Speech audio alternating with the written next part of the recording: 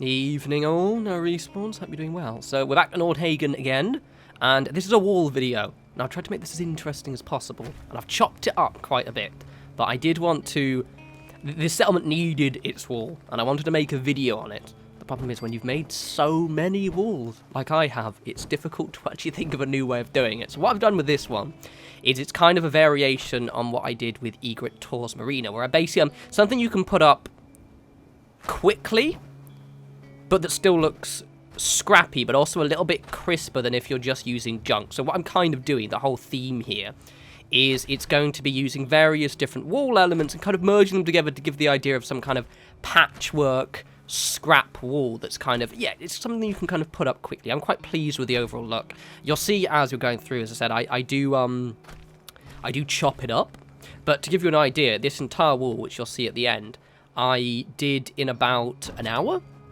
And that was me kind of, you know, going off, making a cup of tea and stuff. So it's quite a quick wall to put together, which is really, really grand. And it's great now because the actual whole settlement really comes together. The best thing you can do for a settlement to kind of make it feel complete is build the wall around it. Because, you know, for RP-wise, it suits it. I know a lot of people like to complain about the enemies spawning inside the walls, but if you just have had at least one settlement attack, like, you know where the enemies are coming from. I don't know the links, I can't be asked to find it, but I think Oxhorn, I think it was Oxhorn, once did a video telling you about how the enemies spawning. I haven't watched it, I just keep getting told about it. I've seen people tell me about it, but I haven't actually watched the video myself. So I'm sure someone can find a link for that and pop it in the comments, and I'll pin the comment if you find it. But yeah, it's basically, I like building walls around settlements, and kind of on the whole, enemies spawning inside, it's actually not really the case. Enemies have certain spawn points depending on, so all you do is you just make sure that the enemy spawn point is outside the wall. There are exceptions to it. Where is it? I know Hangman's Alley, they spawn actually inside, but for the most part, they spawn a little bit on the edge. Like on this one here, they actually spawn just in the road there, so it will be fine. But also, as you can see, it does kind of complete the settlement quite a bit, which is pretty grand. On the subject as well, I'm going to be doing a second video later today on my mod setup. So basically, nearly every video, people keep asking me what mods I use, and also my load order. So it's not going to be the most exciting video, which is why I kind of deliberately uploaded this one a little bit late, and then upload the other one close, so that way it doesn't look like I'm just kind of lazily uploading a mod video. But basically, it'll just be a kind of a shortish video where I just go over exactly what mods I'm currently using. So it'll be nothing really new, it's just so you guys know what I've kind of got currently, you know, and how they're... I think I can show you the load order anyway, so it should be fine. But that'll be up later this evening. I'm trying to see what I'm trying to do here this is more of a stylized wall, I guess, in a lot of ways. You'll see when it's finished, like those... I haven't actually finished doing those, but those shipping containers you see there, I'm going to be... I use them as kind of stands. I made it in my sanctuary as well. They're pretty good for kind of little areas where you can put guard posts. I put temporarily little railings on there, but I'm going to build them into guard posts. I might even actually do a video specifically on making these things look cooler, because I want to kind of do a redesign of my build that I use. Also, the astute among you may have already noticed that a lot of my bushes are back. The reason being is I have the scrap everything mod disabled right now.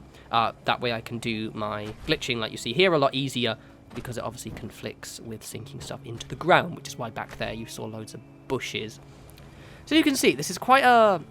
It's really weird, because it may not be the most creative of builds, but it is and it isn't. It's an odd one. It's just that I did want to show you, because it does make... It's quite it's ultimately the thing that you may even notice most about the settlement. However, it is quite a simple thing to do. So walls are something that I do like doing in settlements, but I've kind of almost, or getting close to, exhausted all of my ideas. I've got a few left, but they wouldn't really have suited this settlement, which is cool. And now that I've got walled off, we can actually, we've got a better idea of exactly what we can put on the inside as well, which is great. It's pretty grand. Got a few ideas. I want to do a like weapons store, I think. I've got a couple ideas. So I skipped ahead a little bit because it was just me popping a bus in. So this is about an hour's worth of me just burying walls in. So as you can see, you may notice that with the exception of a few instances, I haven't really used any other glitches other than this pillar, which is why it makes it so much easier.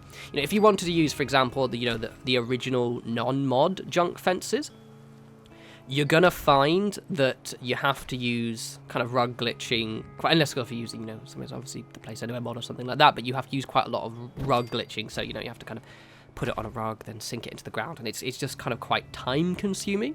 So I quite like this, and which is why I wanted to show this off, as kind of just you can still have a funky looking settlement wall without necessarily spending hours and hours and hours. Like, my favourite style of walls are my kind of more bespoke junk car walls. I've got surrounding Sanctuary, and as you remember when I made outside my old Red Rocket.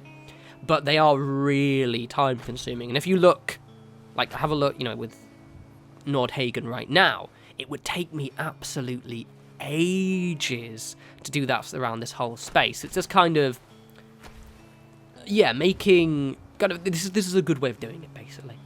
And also, as I've mentioned this before, I love these junk walls because I'm a big Warhammer 40k fan, right? So back in the day, I mentioned this when I did Starlight, I like to remind people because it's where a lot of my thought process comes with this, is I used to play lots of Necromunda and Gorka Morka, which are the two skirmish games. So one of them was, Necromunda was where you kind of controlled futuristic, kind of like 2000 AD Judge Dredd style gangs, in a giant underhive structure. So think of like giant, several mile high building and these like kind of toxic underground sewer slight ruins areas.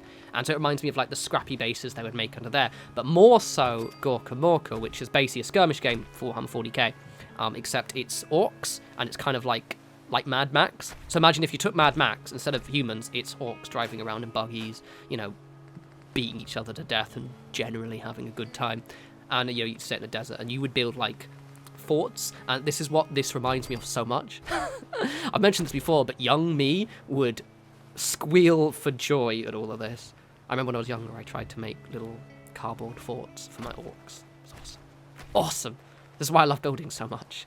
This ramp looks awful. I do need to redo it. I was I nearly spent ages making a ramp, so I thought I'd show you. It's like, okay, I got distracted because I don't want to be too part. But basically, just kind of like a little offshoot. But you can see it kind of buries into the sand a little bit, so I would have to make something.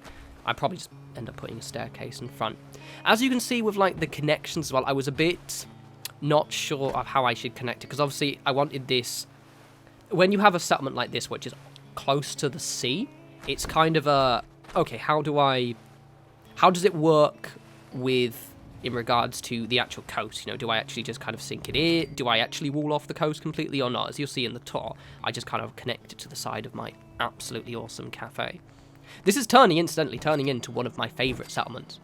I think, similar to Spectacle Island, it's because everything here is a set piece. Like, look at that cafe. We'll walk past it again, but it's, and like, they've got the garage and everything like that. It's just, what we're right. It's just so cool. So I wanted to finish the walls on this because it's not nearly done. We've actually got quite a lot of structures we can squeeze inside this, but it's fucking sweet, mate. Fucking awesome. Yeah, it's grand. I do have another door. I have two doors leading out to the coast. So one near the cafe back there, and also there's gonna be one over here. The reason being is I might do like a kind of little jetty, for little boats and things. This was annoying. I end up just popping a board in. I can't remember what I do now, actually. I think, oh yeah, I do get it in. That was it. It was fine. But it was a bit of a pain in the arse, was that. It's fine. It's grand. Got my giant watchtower as well. I was tempted to do one on the other side as well, but because this is, as I said, this is more of a specifically watch that bridge, the main kind of artery into downtown Boston kind of watchtower rather than an actual guard tower, I decided to only have the one. Plus, I don't really have much space, and there's not really much over there, is there? I don't think. I can't remember. It doesn't merit a watchtower, does it? No, it doesn't. Well, I'm sticking by that anyway. Oh, it does look good, this. It does look good. But yes, reminding you again, there'll be another video later with all of my mods. People ask me all the time what my mods are, and for those of you who have asked that and never get a reply to me, the reason being is because I get like 20 comments per video asking that, and it's, it'd be quite tedious, so I figured, right, we'll make one whole video where I just go, right, here's my load order. It's just not a very interesting video, is it? But, I need to So my problem with me is I kind of want to make every video as interesting as I possibly can. Which is why some days where you won't get a video. Like, I try and upload Monday to Friday, but you'll get days where I don't have video because I can't make my idea interesting and I don't want to put it up. It's kind of a... yeah. But as you can see, it's coming on. To give you an idea right now, this obviously I've sped this up, but where we are now was about 35 minutes into me building this entire wall. It does not take very long at all. Highly recommend building a settlement walls. They just complete. I would recommend building a few structures first before, to give you an idea of, because as I said, with me, I don't usually use all of the space available within my settlements. The exception to the rule is this one here, mainly because I'm making each building inside a set piece rather than necessarily kind of building it up in, 1 or 2 videos. So it's important for you to understand exactly where the limits of your settlement are, which is why, as I said, I kind of doing the wall now, but I would recommend maybe waiting until you've got a few structures. That talk of Necromunda has got me gagging for Necromunda. There's a game coming out.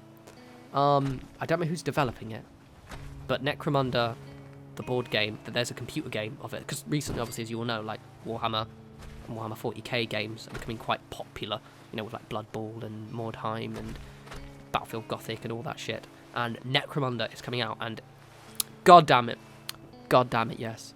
I think I might just start doing a Let's Play series, to be honest, because so many games I want to make videos on, but I just don't know what kind of guide videos I can do on them, so I might just cave and start doing Let's Plays, because there's so much shit I want to show you guys. I'm currently playing Mass Effect Andromeda, for example, and I won't do a Let's Play for that, because it's just too long a game to do. It's probably going to be a 40-50 hour game kind of situation, and that would be a very, very long Let's Play series. However, I do want to start doing Let's Plays, because there are some games I just want to feature on the channel, but I just don't know how. Yes, we've nearly finished my walls now. Looking pretty good. It's looking pretty solid. I guess I wanted to show this, because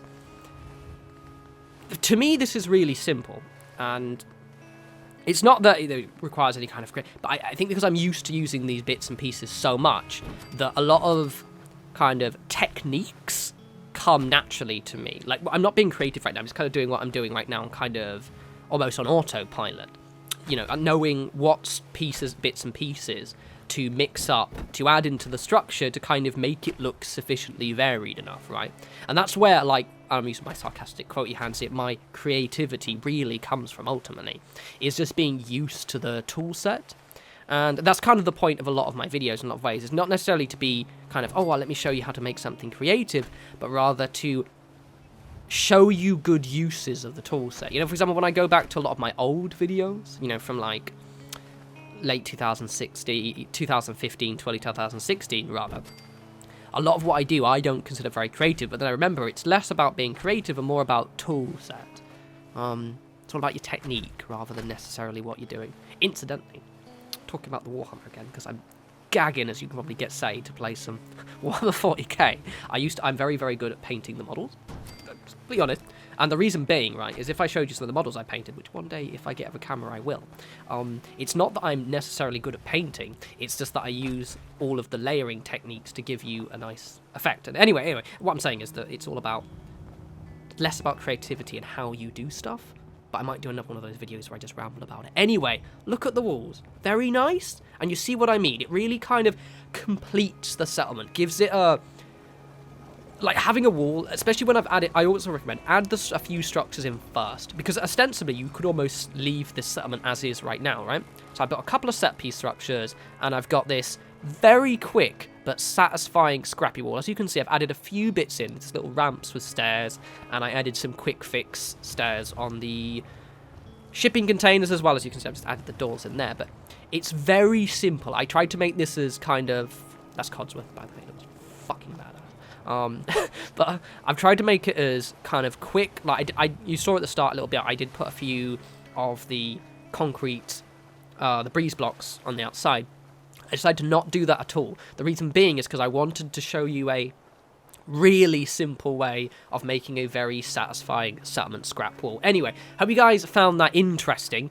I'll try and do a couple more building videos inside here, some cool stuff. I'll have another video up later on my mods. Until then, you guys enjoy the rest of your day, and if you don't watch the next video, enjoy your weekend. Take care.